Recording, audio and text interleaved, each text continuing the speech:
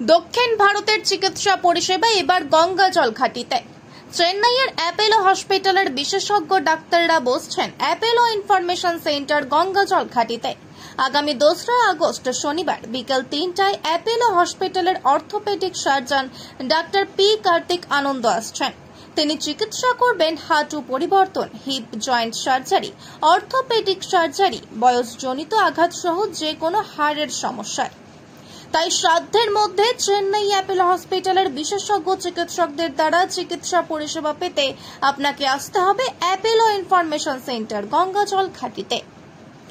নাম নথিভুক্তকরণের জন্য বা যে কোনো তথ্যের জন্য যোগাযোগ করুন 8293151708 এই নম্বরে।